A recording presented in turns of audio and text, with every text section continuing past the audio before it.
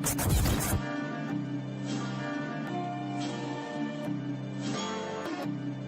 a dope move. Yeah. It's a big game. Who you know that got it behind the scenes like behind the O-line soon as the QB say hype? It's big game, big game. Analysis from the player's point of view. Injuries, big trades, player news. Yeah, sector competition, and he play with Tony Dungy. Better listen, I'm talking about Big Game Sports Buzz. Said everything you need and more. Yeah. Big Game Sports Buzz. I thought I told you once before. We call him Big Game James. Yeah, Big Game James. Big Game.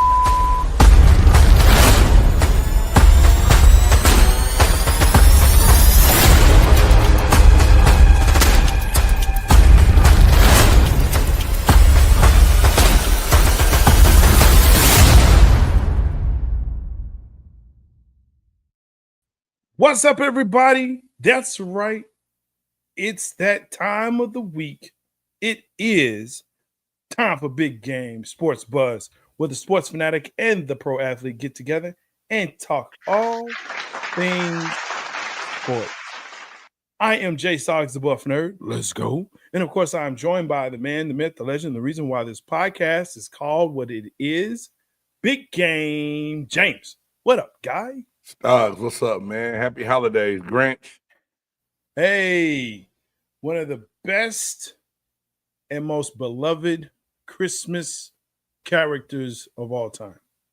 Hey, dog, I'm going to say this real quick, and I know it's kind of just off task, but I saw a Grinch shirt, and it was the Grinch giving the bird. And I don't know why. I know it's Christmas time, so we'll be happy to be with family, friends, and loved ones. It was something just about the moment of that shirt when I saw it. It was awesome, dog. It was awesome. It was Grinch. I'm telling you. Flipping a bird, and it said, F them kids.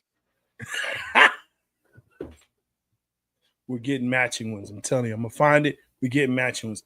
Man, listen, it's kind of funny because the Grinch has really been embraced. I think this past year, I have seen a lot of Grinch out there. There's no new Grinch movie. There's no new Grinch anything. It's just people like, hey, you know what? Let's Grinch it up. Let's Grinch it up. So yeah, it's everybody need a little Grinch in their life sometimes. I think sometimes it's good really, to have a Grinch around because it keeps you in the reality of things. Just a little bit. There you go. You gotta have somebody that's gonna say no. Can't always say yes. There you go. Keeps you grounded. Keeps you grounded. So look, thank you for joining in. Make sure that you like, subscribe, and share this podcast with your friends, your families, and of course, your frenemies. Because hey, the hate helps us what, people? Elevate. Yeah. That's right. No booty games here. Oh Lord Jesus. Hey dog, keep your baby oil shelved, and we will all be in good health. Oh yeah.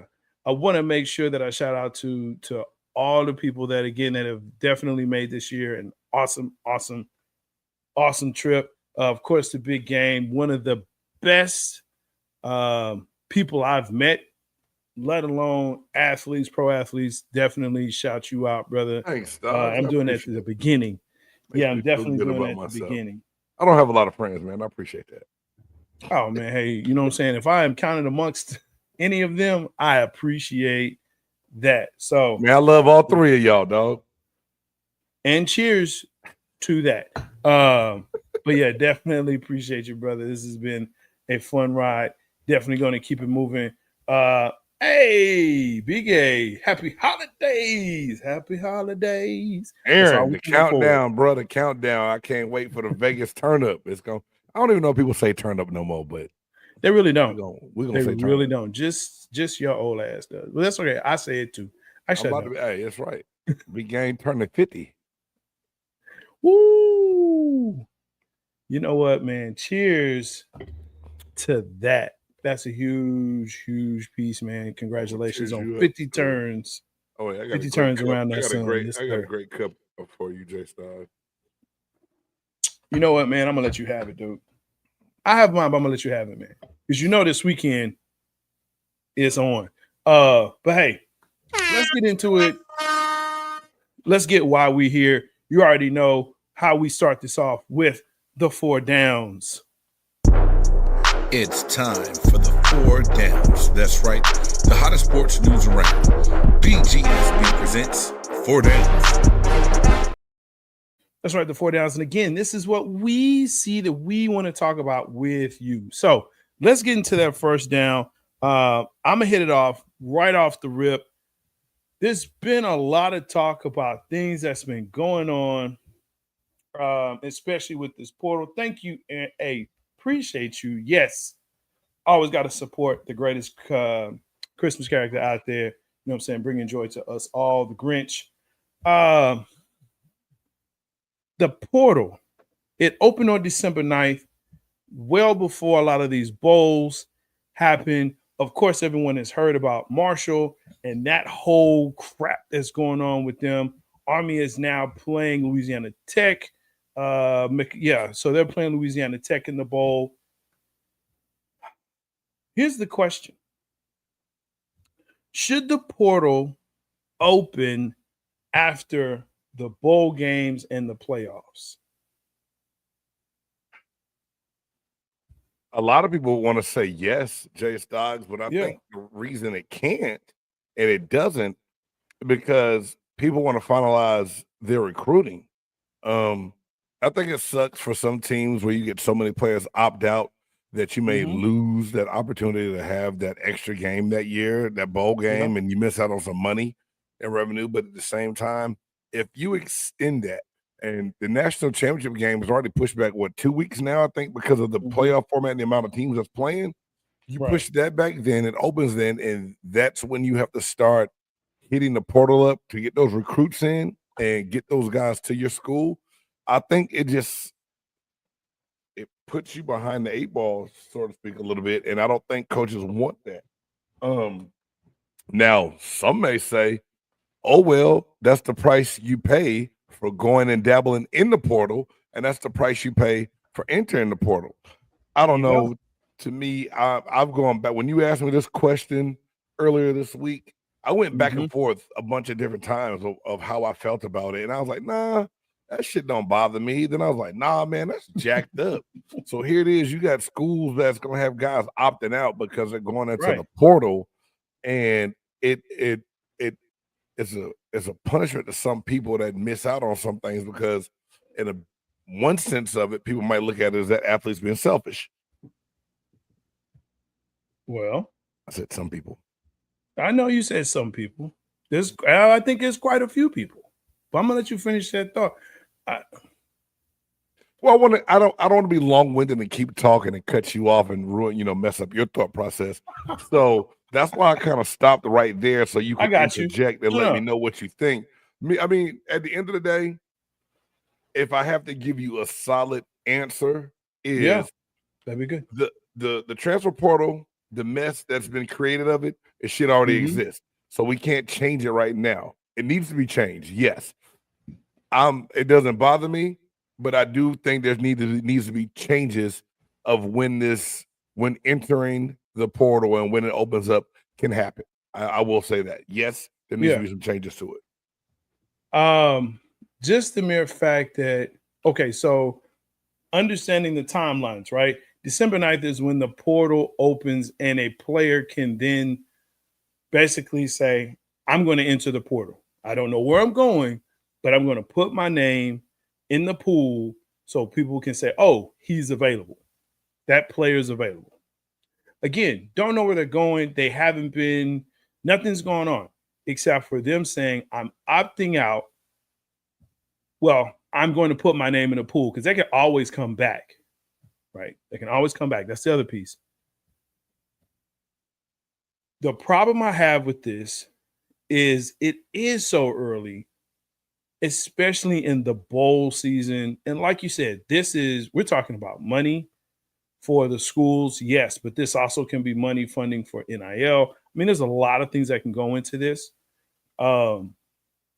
I think the Marshall piece definitely has shed a light on this. It was always kind of there ever since the portal started. Um, the number, I believe the number is like 1,500 kids have entered the portal like on the first day or something like that. Like it was an insane number. I say insane, but it's a big number. But you still have time. Like, even though the bowls and the playoffs have been pushed back, spring ball doesn't really start until what? February, March? Yeah, but they have to be in school before then, Jay. You got to think about it. They're transferring, and the ones that get signed have to be there when that second semester starts. They have to be enrolled. They have to be accepted. All this has to be done prior to spring ball. Game. The collegiate, the scholastic part still has to happen. Game. You and I both know. You and I both know that is not a real hurdle. You and I both know this. I'm just telling you because, and I know, and I totally get it. But if you're eligible at one school, the likelihood of you being eligible at another is high, right? No As doubt. a transfer, No doubt. Okay, so if you're carrying your 1.5 at the previous school, and that makes you eligible at this, and you're still eligible in NCAA, that's all they really care about. Again, as a fan, that's how I look at it. Now, as someone else that may be into the scholarly part of it, sure, I can raise a red flag and say, "Oh, this is wrong," and this isn't right, And no, at the end of the day, it's just like when kids opt out of bowl games for the pros. I get it. Don't mess up your money. But if I'm a fan of a program, I'm an alumni of a school, and we got there, or the program got there to the bowl, I want to see the best players play in the bowl. No doubt. As a fan, you're supposed to want to see that. And like I said, it's the competitive part of me also, Jay. That's like, a bowl game back in the day was your time to shine. But at the same time, there weren't as many bowl games. So like to go to a bowl game, it was like a small you was interjected and projected and portrayed on TV where everybody can actually tune in and see you and you could shine for the world. It's so many bowl games now. It's like walk your kids to school day bowl, help the old lady cross the street bowl, right? Yeah. So there's a lot of bowl games.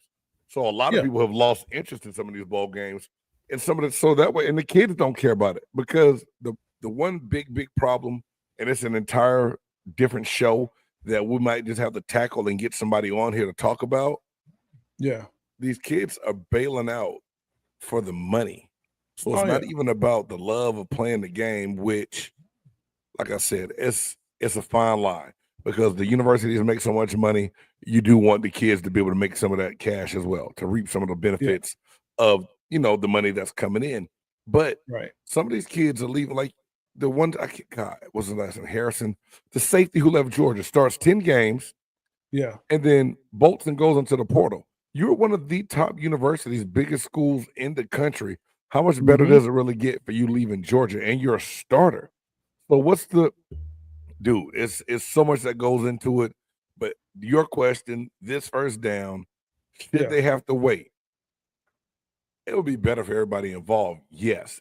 Is it going to happen? No. The NCAA has a lot of things that they need to fix and fix fast because college football is becoming a shit show and tampering is starting to happen amongst all these universities. Because if you're at a smaller school and you play, you best believe the poachers are coming in to snatch you up and get you to a bigger school. And then you got the dumbasses, excuse my French, you got the other young men who aren't smart enough to realize that, just because the portal's out there doesn't mean someone's going to come pick you up. And then you got guys going in the portal that's just there in no man's land forever. And the other school's like, ha, told you, if you leave, you can't come back. See you later. Ha ha, joke's on you. It's crazy, bro. And I mean, the schools should have... It's mean, but shit, if I bring you in and, you feel like, hey, you can get a better NIL deal or you can get more time, at another school, and I'm sitting here telling you, hey, look, the guy in front of you right now is better, but you can be just as good, if not better, but you need Wait to your stay time. another year. Wait your time. But again, kids are saying, well, I don't want to wait my time. I feel like I'm good now. You know what, So Jay? yeah. That's that goddamn instant gratification. That's that Well, your kid is crying in the back seat and you give his ass an iPad instead of making him shut up and look out the window. It starts then. This is my thing. you're right. And someone asked me this the other day. Do you think it's wrong for schools to not take the kid back? Hell no. If my school is not good enough for you and you want out, don't bring your ass crawling back to me later. Bye. Wow. Bye, So at Big Game University, Mhm. you enter that portal unless you're really sure. If you enter that portal, you best have 10 toes down on the ground knowing you got something else going. Okay. All right. Hey, Coach, Big Game University. Coach, I just decided that this is the right place for me. It is. It'll be the right place for you in the stands and you paying your own tuition. Bye. Man.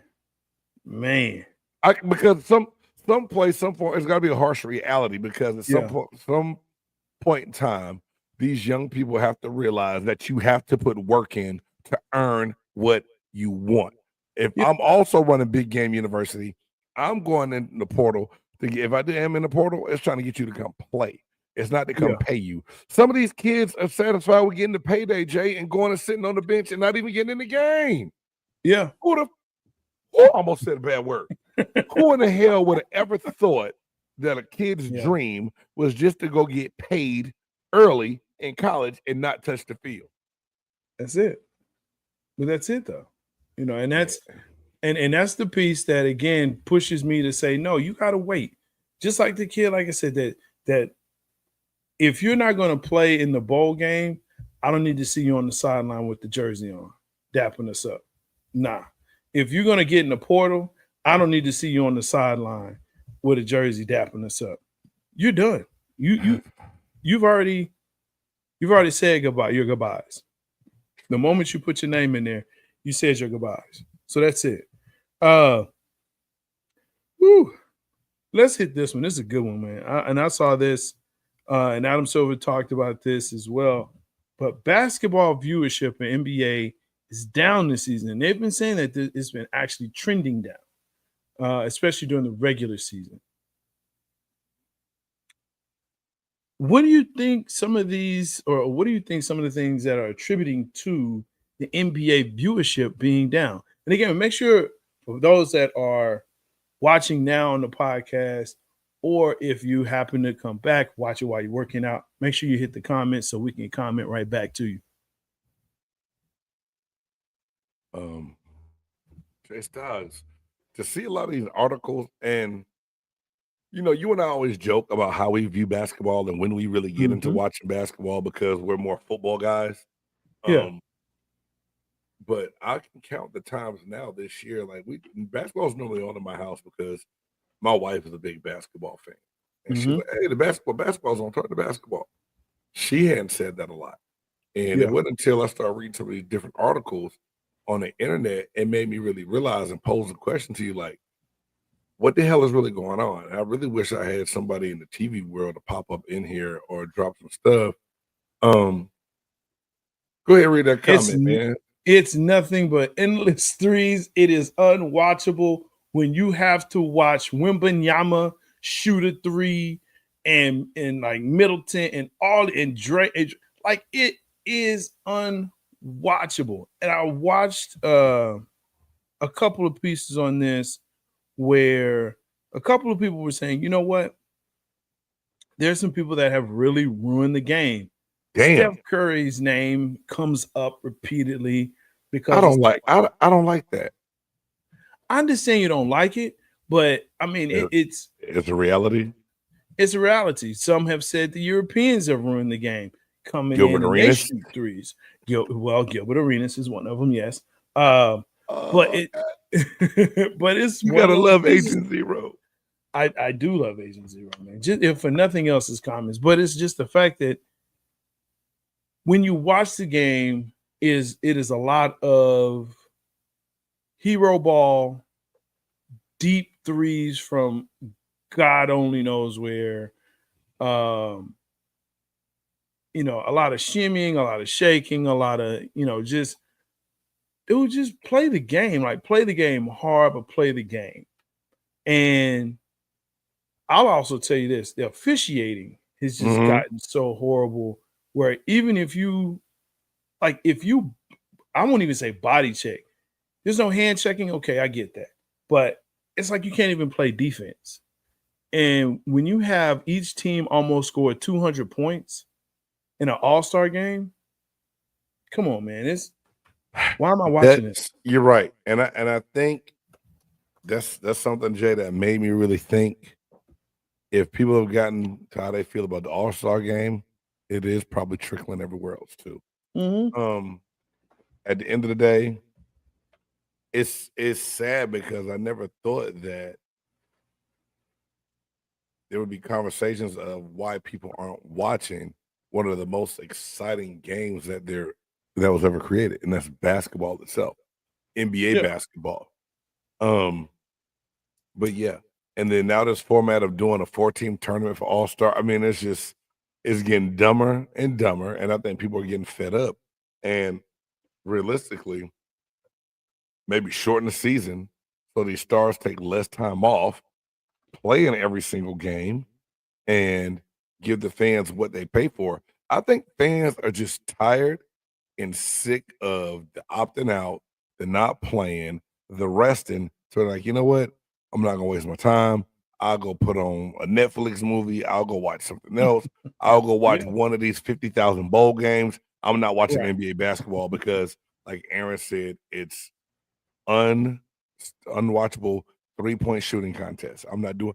And so I think the NBA has a big problem that they got to work on. So it's something you said that pinged me. The All-Star game is generally where you'll pick up your casual fan. Right. So there's usually during that time, nothing's really on. Football is done. NCAA is done. So there's really nothing else sports-wise to watch to capture your attention. Usually TV hasn't really started back up yet.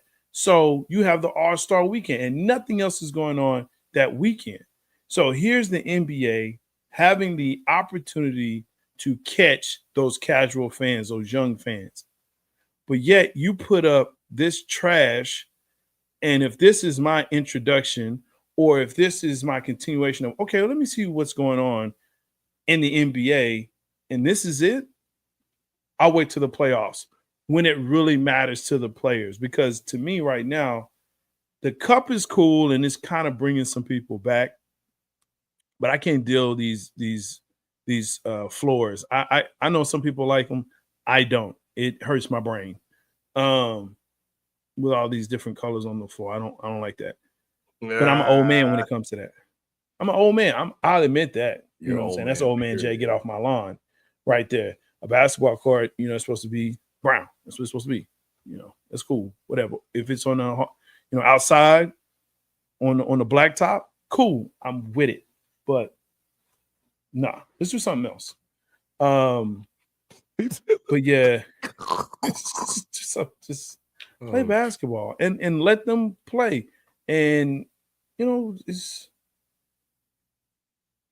just not tough anymore. And I know it has to evolve and get better. And your players are bigger, they're faster, they're stronger. But gosh, man, it is just so bad to watch. And I've heard that Adam Silver is thinking about changing the 3-pointer. I don't know if he's talking about making it further or what, but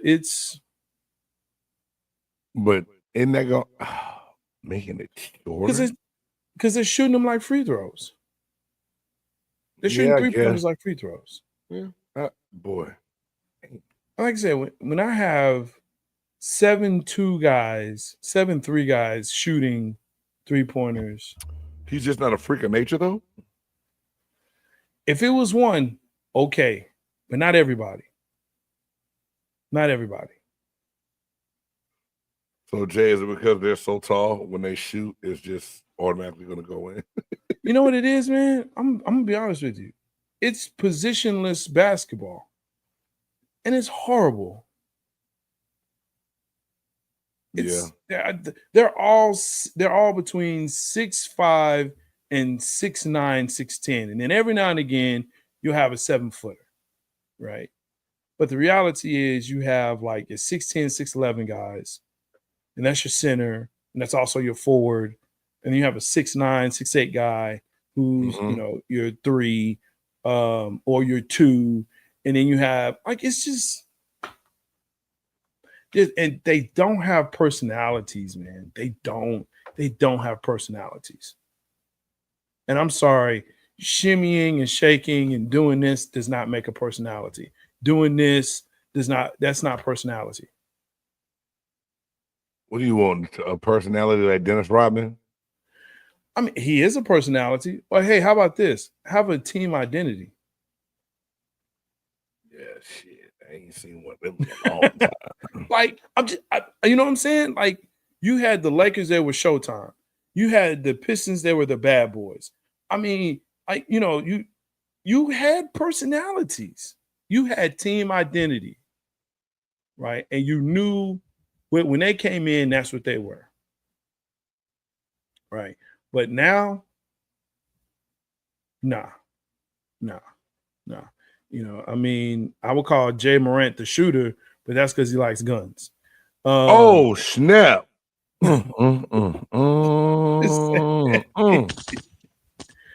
just saying.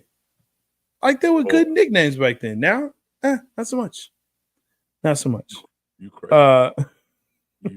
Let's get to this third down, man. You, my friend, are all right, third down, dog. Third down. Now I heard rumors about this particular person going somewhere else, but and you help me with this. If it's confirmed, Mike Vick has joined the Norfolk State coaching staff as the head coach. Yes. Okay. He was close to getting the job at Sacramento State on California. Sacramento State. And then he was a front runner for that. And then all of a sudden, at the 12th hour, ended up at Norfolk State. And then Sacramento State ended up hiring Marion, the offensive coordinator from UNLV, as their head coach. Jay, the reason this came up to me, and I believe that it was worth talking about, is that a lot of people are going to say Deion Sanders has started this trend of former NFL players going to HBCUs because this is where they can get their chance to become a head coach and show what they can do. Eddie George at Tennessee State had great success this year. They made it to the college football playoffs. Then they lost second round or whatever, but he won the I think it's the OVC, the Ohio Valley Conference is what Tennessee State is in. HBCU, predominantly black university, but they, play, and they don't just play in the predominantly black conference, and had success and did well. And a lot of people gave Eddie George a hard time. We know what kind of success Deion Sanders had at Jackson State before going to Colorado. Ray Lewis is interviewed for, I think it was at Morgan State. Is that the Bears? Somewhere. Ray Lewis is interviewed for a couple of jobs, and then now Mike Vick. So is this something that will become more of a trend? Will more former players that are African American try to reach HBCU schools out first and then go into, PWI institutions and show that they can do it? I just think that Michael Vick has been under the microscope for so long for so many wrong reasons. I'll say that. Like, no one's denying some of the things that Michael Vick did, and if it was right or wrong. Never talk about that.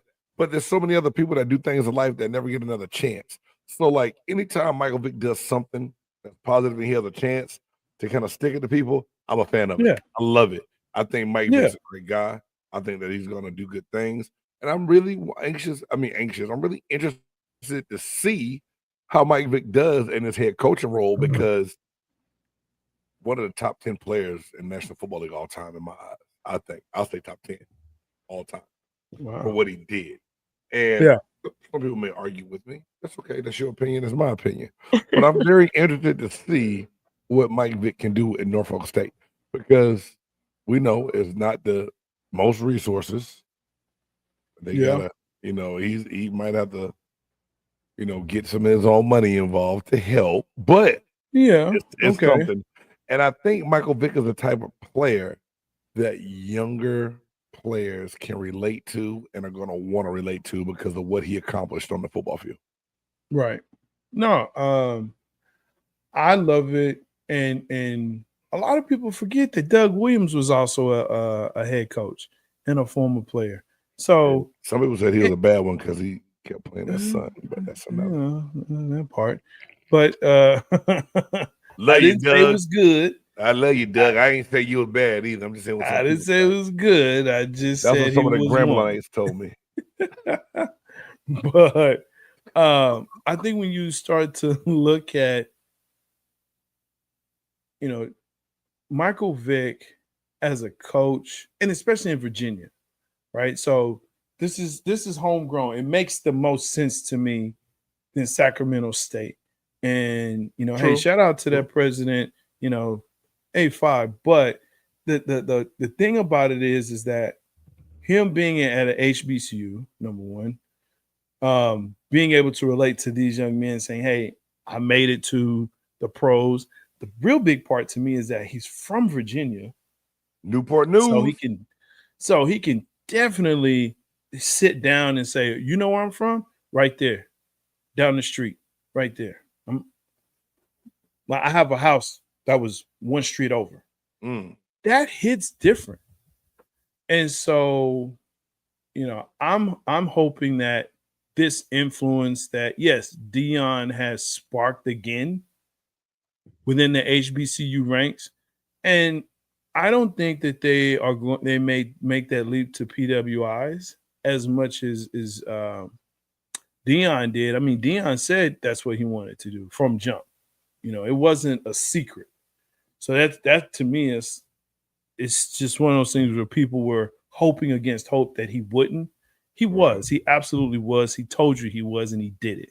Jay Stocks, is that a bad thing, though? No, I don't think so. Is it a bad thing to have a sport that's 85% black, have someone that looks like them leading them? I think that's great. But here's what I will say.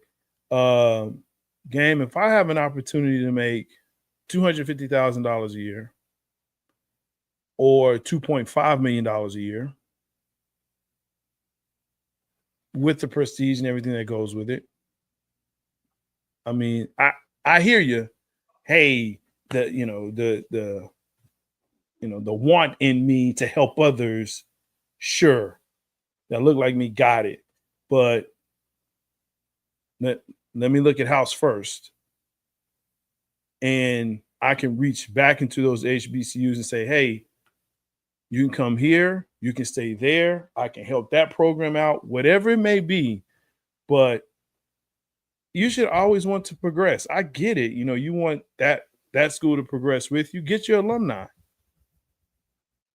Right? Get your alumni. But there has to be this whole thing of if you go to HBCU, you got to stay there. What? No, the coaches don't do that in PWIs. And I get we can't do everything that they do there. Right. But what I will say is you have to bring attention to your school in order for you. The money comes from TVs and playing big schools. That's where the money comes from. Right? So if you have a Grambling or you have a TSU that comes up and plays TCU and TCU says, hey, we're going to pay you $150,000 to come up and play us. You go up and you play TCU. That's what you do. And you bring your band because that's really what people want to see. And you keep it moving. Hey, you can hate me because I'm wrong. That's fine. But just know why you hate me. Facts. Just know why. Just know why. But yeah, I'm happy for him. I think it's a great move for Norfolk State. Eddie Georgia at TSU, Tennessee State. And I hope to see more former players who want to coach get into the HBCUs. I hope for that because they're not going to get it at PWIs, Right. but they're going to be, at a point where they're a position coach for 5 years, 6 years, 7 years, 8 years without a potential to even move up. Right. So, no. And if all they want to do is put him as a defensive coach, and nothing wrong with that, but you have some great offensive-minded coaches that are not getting that opportunity. So give them the opportunity. I don't care. Wherever you want to go coach, go coach. Division III, Division II, whatever. FBS. There's a lot of other guys that are in what's the boy's name? Eric. He played with the Falcons. He's a coach at Morehouse now. There's another guy that's Southern. I mean, there's a lot of former players that played in the NFL that might not have been as big a names, and now they don't get publicity. So I hate it and love it at the same time that this is how some African American coaches have to start. It is what it is, and don't always have the resources and everything. Because Deion was able to help do some things because of who he knew and having a gold jacket when he was at Jackson State. And you see the success Jackson State had this year with him being gone, but now they have resources in place. So kids are still want to go to that school and win the Celebration Bowl. It's a good school. It's good things. Now I heard the city of Jackson itself is a whole nother story. And people in Mississippi don't get mad at your boy. I'm just telling you what somebody from Jackson told me. But hey, that's another story. Mike Vick, congratulations, brother. Yes, sir. I still remember grabbing them ankles in the Georgia Dome when I was with the Buccaneers too in that place. Guy, don't trip.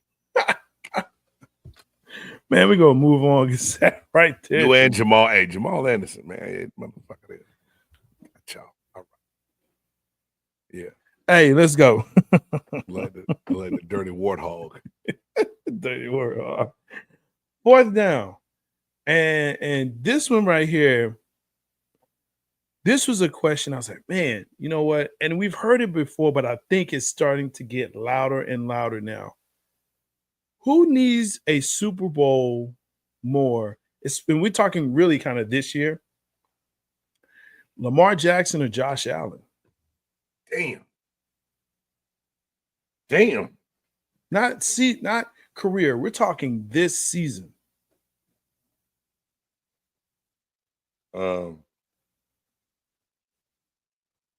Man, dog, at the end of the day, when I think about it, and if you're talking about this season, I believe Lamar Jackson is under more pressure than Josh Allen to win a Super Bowl. And it's because he's already two-time league MVP. Two-time MVP, yeah. You went out and got Derrick Henry to pretty much solidify that offense. The defense has fallen off this year, but now this is going to be the year that you have to outscore people and win. There's no bigger pressure. Josh Allen is doing things, and the last couple games he had, I was like, damn, I'm about to redo my story about Saquon Barkley being the for sure MVP. Damn. I'm saying. Damn, Josh. But think about it. He had two big-time receivers leave. Yeah. Cook in and out of the lineup of being hurt with the running game. The story is Buffalo's depleted, and they don't have anything coming back. Lo and behold, look what he's doing on offense. Look what he's able to get done. So I think that he gets a pass because they know that there's things that need to be filled in on that team that critics and writers have given him an excuse going into the season. Lamar Jackson's not going to get that same excuse. It's all or nothing, I think, for Lamar Jackson. Wow. You disagree? I would have been with you up until the point when you said that the MVP status. This season, because of that, is Josh Allen. It's Josh Allen. And there's pressure on both. True. But when you look at how close Josh Allen has been, like Lamar, although Lamar has won 2 MVPs, yes, he has the weapons, quote unquote, weapons around him now, but his defense definitely is not what it was. Josh Allen has somewhat of a defense, but he is now the MVP of the league. He is the front runner. And barring anything crazy, he'll probably win. So now it's, well, you know what? Josh Allen should be winning MVP. He should be the front runner to win the Super Bowl. Kansas City does not look well. And now that Patrick Mahomes got hurt this past week, and he's a warrior, he'll still play. Yeah. But he's a warrior. He's a warrior, okay, But I'm just saying, this is the pathway. If you look at the AFC, who can challenge them? Who can challenge Buffalo? Yeah. Or who can challenge Kansas City? Maybe Pittsburgh? Maybe? Pittsburgh, Baltimore, Maybe? Kansas City, Buffalo. Not all Kansas them. City. Man, they got rabbit foot stuck in and out their butt, dog. They can find a way to always compete. I understand, but let's talk football. And luck does play a part of it. I will always say that. But if we just talk football, game. You look at Buffalo, you look at AFC, and you tell me realistically who could beat the Buffalo Bills? The Chiefs, the Ravens, the Steelers. They've lost 3 games this year. They have. They got beat by the Texans. They did, but the Texans, man, they're still the best team in Texas, but their slip is showing. Their slip is showing. Yeah, no doubt. I'm just saying. I mean, no one in the NFL you look at it and say, "Damn, they're unbeatable." No, I'm not going to say that. But what I would say is, if I had $5 and someone saying, "Look, there you go. You already know. My last $5, but you put this $5 down, and if you put this down, hey, you're gonna make $500,000. Who you putting it on?" Out of those AFC teams we just talked about? After the AFC teams we just talked about, who you putting it on? Damn, bro. It's what I do. I'm gonna put it on the Chiefs. I am. You know why? They have the power of the referees on their side. Stop it. Am I telling lies? Stop it.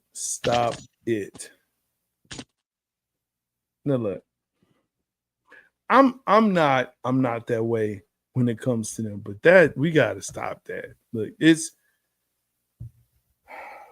I would rather you say the luck is on their side rather than the refs. I just can't get down with that. You know what that makes me say? Hit the button, man. Because see, you're starting to talk that jibber jabber, and that's what that is. So just because what people say outside of here, if it seeps into my brain, what people say, come on, man. Say, oh hell, it makes you say, oh hell no. It makes me say it. You should too. Oh hell no! Oh hell no! Oh hell no! Oh hell no! Oh hell no! Oh hell no! Oh hell no! That's right. This is the part of the podcast generally where Big Game has said something that makes me say, oh, hell no. And I tell him to go ahead and hit the button. Oh, my gosh. Why you Besides laughing, what he said. Yeah, I am laughing at what you laughing at me? That's crazy. Yes, I am. It's so crazy. You never, all right, Jay, so we got to get to the oh hell no. I understand that. You never at one point in time watched the Chiefs game and said, what the fudge? Yes. Eating for them.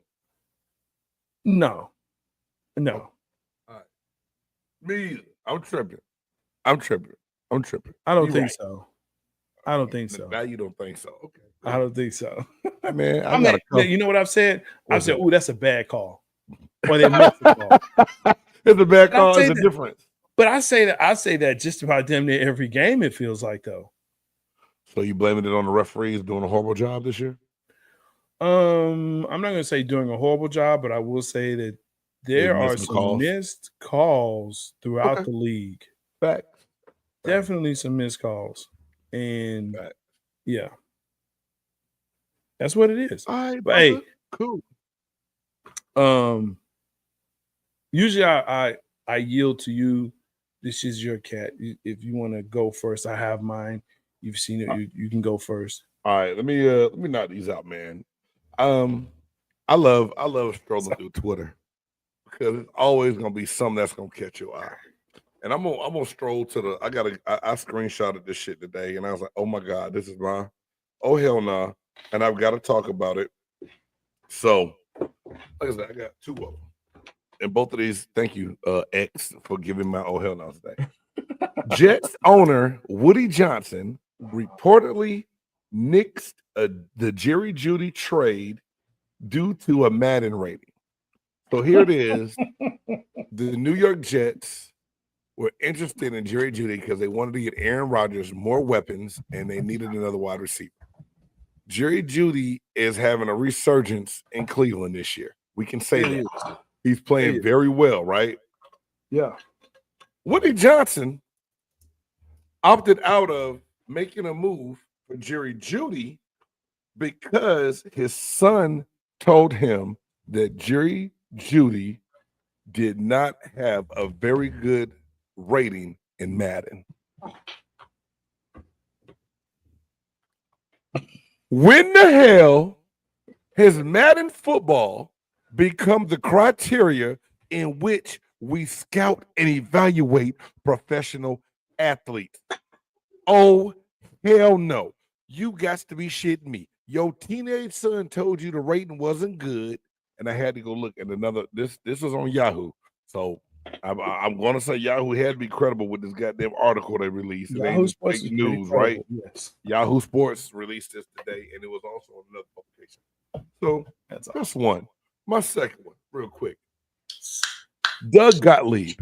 If you say, like, the name sounds familiar, but I'm not sure who he is.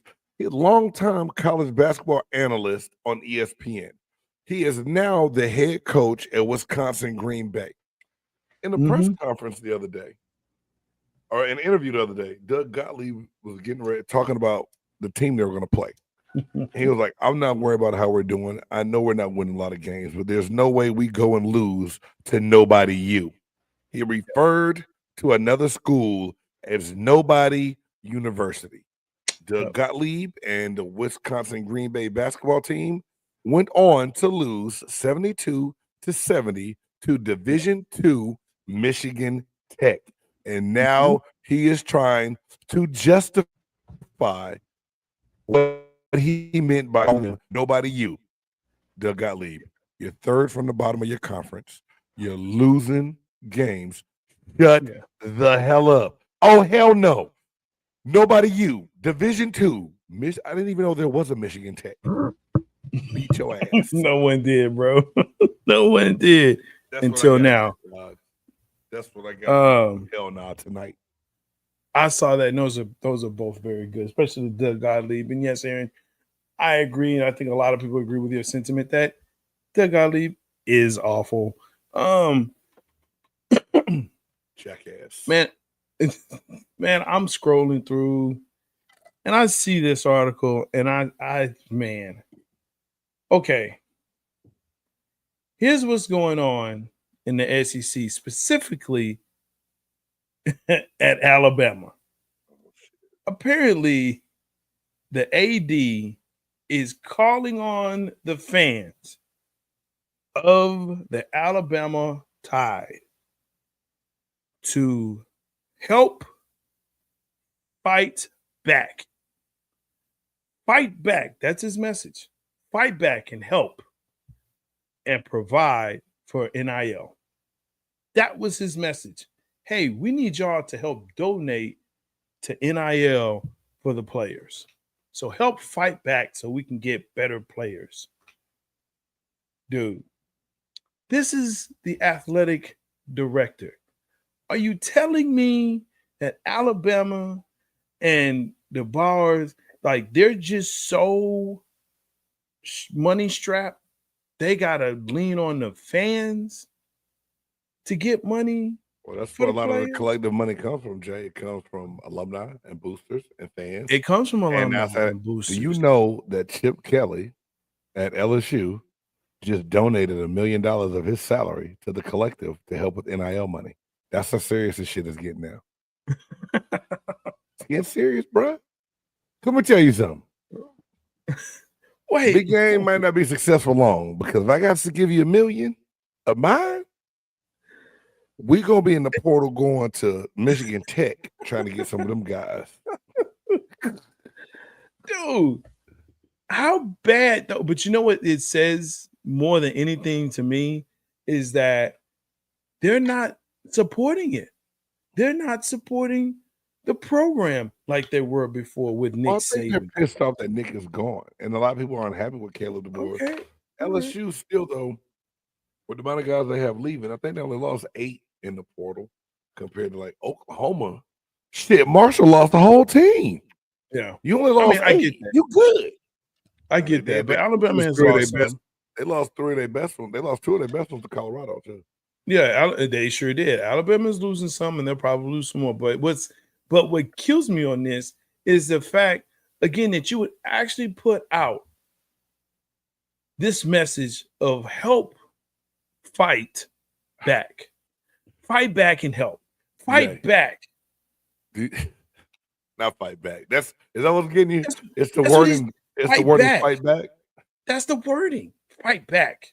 Help NIL. Help But us Jay, with help fund NIL. That's like Oklahoma State had QR codes on the kids' helmets. And if you blow it up on the TV, you can scan the QR code to donate. What the hell? When is football turn? I got a QR code up here on our show. I just want motherfuckers to subscribe and follow. But now, well, shit, since we donating, help us fight back. Motherfucker, we gonna fight back. Let me put this up right now. Fight back. Help shit. Help me fight back. VGS. We gotta get Jay Stoggs a new camera so his ass can be in here on time and it ain't going out. We gotta get me a new microphone. Help us fight back. What we not gonna do? It's me too. Talk about my camera. It's me too. It's my camera too. Yeah, your camera as well. You like your whole Mac setup. Like, just get another. We're gonna get you a Surface, brother. Don't shame my Mac because your Mac is acting. I am gonna shame on your Mac. Your Mac is the same as my Mac. That's why I use a Surface. All I'm just saying is this the message that I want my AD putting out everywhere? That we gotta fight back and help fund the NIL? Hey, you know what it was, Jay. You know how they sit back in the rooms with the marketing department and they're like, we got to come up with a slogan. Hey, it's a fight out there. Let's come up and fight back. And they ran with that shit. And people like you just don't like it. Fight back. I think it's sad. I think it's the saddest thing in the world that you have this vaunted program. This is a blue blood program in NCAA football, right? This is a vaunted they have national championships, and you sitting here talking about help fight back, help fund NIL. That is we gotta fight back. Fight back, help fund NIL. No, we see you fighting back the laughter right now, man. Let's get on with this shit, man. Oh man, hey, get that baby oil ready. Let's go ahead. Let's get that top 5. Pause, player. It's time for the top 5. Who's in, who's out, what's in, what's out. Big Game Sports Buzz. Top 5. That's right. Some people have a top 100. Some have a top 50. Some have a top 25. Some even punk out and have a top 10, but not here, not on Big Game Sports Buzz. On the BGSC network. No. Top 5. Who's in, who's out, what's in, what's out. This week's top 5. Top 5 most influential athletes since 2000. There you go. We're going to see what Big Game does. Why you say it like that, bro? Because I know I already know you got something. You got something like, man, so Stars gave me this, and he didn't say it was all the time. Great top five. I wanted to be a little bit more festive, since we're wearing our Christmas shit. We can do another one. No. I like doing it off the dome too. We can do two. We can do two. It's our podcast. We can do two. Yeah, but I ain't got time for two. I like to think on mine a little bit. Just think off the top of your dome, man. You got a lot of dome. Hey, pause. Hey, what she tell you? Okay, stop. All right, man. Most influential athletes. Man, my list is short and sweet, but number 5, Pat Mahomes, Kansas City Chiefs. Pat Mahomes has become a staple and a pillar of the NFL, and I think he's just one of the most influential people out there. Number 4, somebody that a lot of people hate, and I think I hated him too until he played for my team. That's Tom Brady. Next one here might trip you up, not trip you up, but shake you up a little bit. This one here, she's done a lot for the game of women's college basketball, and that's Dawn Staley. I think Dawn Staley has become a household name. To see her on an Aflac commercial with Coach K, let me know that Dawn Staley has arrived at being an influential person in the sports world. This next one stands at 5'1" and probably one of the most powerful people in the world, Simone Biles. Yes, sir. And then number 1, the conversation around him lately is about how old and bad he's looked, but he's been a game changer since being in the NBA at the age of 18 years old, and that's LeBron James. I think LeBron James is probably one of the only things that's saving the NBA season right now when we talk about this viewership and ratings and everything else. And some of it is just the drama with him and what his son's doing. But I think LeBron James since 2000 is the most influential person in sports. Good list. I like your list. I agree with you on LeBron James. I agree with you on Simone Biles, those two for sure. Now, you talk about shaking. I like to do things different. I'm a different kind of person. So I agree with you on those two. I'm going to give you another one. Serena Williams, for sure, has definitely been influential and still is influential. Well, that's because you had a restraining order put out on you. Stop. Don't. Why we bringing up that? I don't know why we bringing that up. You ain't got to do that. Damn, you petty. God, my second favorite color. Jeez, I figure it's your first and second. Next one is Lionel Messi. Lionel Messi. That's a good one, bro. That's a really good one. When he came over to the U.S., and you would have thought, oh, well, Beckham. No. People were like, I gotta travel to go see him in Miami. Yeah. So he definitely is one. So yeah, those are 4. Now this was actually a tough one for me between the two, and I still believe. Who am I going to say? Finish. Okay, all right. Well, it was tough. It was really tough. I still believe though that he is still influential and is actually changing the game again. I knew it. One Ernie, Tiger Woods, Elgin Woods, Tiger Woods, Mr. Tiger Woods. Yes, I knew it. Tiger Woods. You love some Serena and you love some Tiger, bro. It's what you say, deservingly so.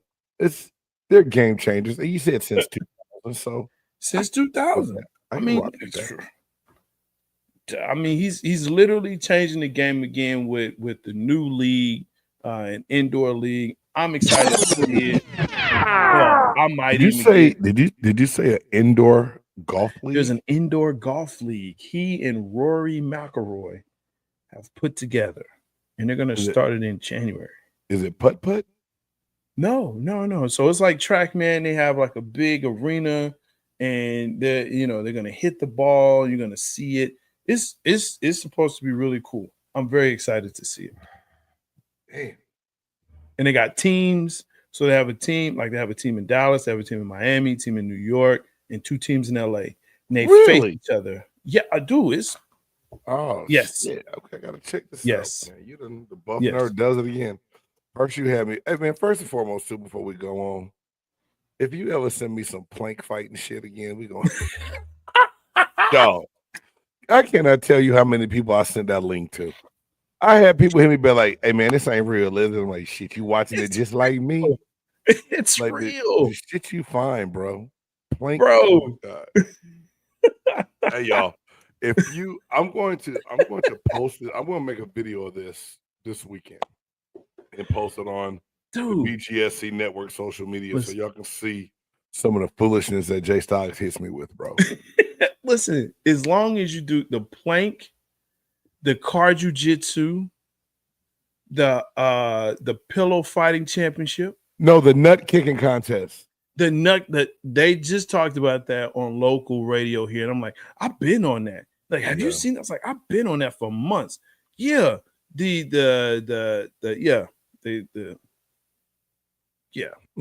Crotch kicking championship, that one, the bare knuckle championship. I mean, dude, it's something, man. And it was crazy to me. So my daughter and I, we sit down and we're watching the pillow fighting championship. She's like, Dad, this isn't real. I'm like, this is real. These are real people. They're going to get a belt. They get a belt, right? For the pillow fighting championship. Their pillows can't be more than 2 pounds, right? You have a ref that scores the points. And the winner gets $5,000. There are former MMA wrestlers, fighters in this. That ain't right. I'm telling you, it was a cat. He was doing flips and capoeira and all this stuff with a pillow. You know how bad that's gonna hurt if he swing and catch your ass with that pillow, Jay? Bro. He caught this one kid. He was 17. He thought he was going to go in there and play around. That dude said, "Oh, really? Okay." And there's no weight classes. There are no weight classes. So someone my size could get in there and pillow fight against someone like a third my size. Yes. There's no weight classes, bro. Look, he's writing it down. He's like, okay, so when's the next one? Hey, let's train. We should train for that this summer, dog, and go get in a tournament. I'm down, man. We find a gym and just hit it up, man. Just get some pillows and we can have our wives be targets and let us train. You're not finna pull me into that, bro. Go ahead, speak on it, dog. I ran it back. Speak. No, I'm just playing. We ain't gonna do that. Pillow fight championship, man. I'm serious. Pillow fight championship, man. Yeah, man. Hey, dog, it's been real, dog. It's our man, just like that. Dog done came and went. Oh shit! Oh my gosh! Thank you for tuning in. Thank you for being here with us. Thank you for supporting. Make sure that you like, subscribe, and share this podcast. I know you enjoy it. We enjoy it as well. I enjoy it as well. Happy holidays to you, Emoja. Happy Kwanzaa. All of that. Frosty says, "Happy holidays." Yeah, hey, man. First, real talk. Thank y'all so much for those that tune in and check us out, man. I hope that y'all have a very safe and pleasant and Merry Christmas. Be able to enjoy that time around with friends, family, those you care about, because everyone's not fortunate enough to be able to do that. There's some people that have lost people that this will be their first holidays without that special loved one. And I know it gets difficult for a lot of people this time of year, man, but just want to know here at BGSE Network and Big Game Sports Buzz, we wish y'all nothing but the best. To my man, Randy Moss, Mossy, keep fighting, baby. We got you in our prayers. We hope nothing but the best. We're going to make some shirts that say Moss Cancer. Just because, that slogan that you came up with, man, just is big. And I told somebody, man, like Randy Moss and I met on a couple different occasions. We were in the same draft class. So like when you start, getting older in life and you seeing people that's, been around the same things as you, especially when you're doing that time in the league. It hits home, but just a little bit different, than it is with, older players that were before me and things of that nature, man. So, Randy Moss and his family, nothing but love, man. Prayers, well wishes, man. We hope that everything goes your way, man. Yes, sir. Yes, sir, for sure. So, on that note, man, until next time. Until next year. That's the Buff Nerd, Jay Stoggs.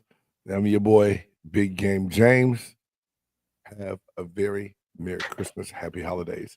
Peace. Go Cowboys. Hell nah. Who you know that got it behind the scenes like behind the O-line soon as the QB say hype. It's big game, big game. Analysis from the player's point of view. Injuries, big trades, player news. Yeah.